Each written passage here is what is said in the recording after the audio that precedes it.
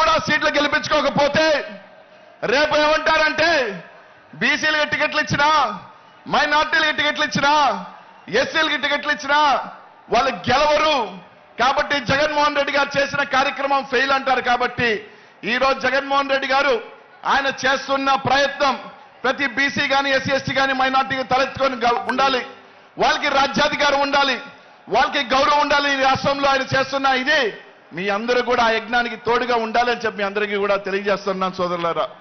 ప్రతి ఒక్కరూ కూడా ఆలోచన చేయండి. రేపు రాబోయే 45 రోజుల ఎన్నికలకి ఇక్కడున్న ప్రతి ఒక్కరు కూడా సిద్ధమా అని చెప్పి అడుగుతా ఉన్నా.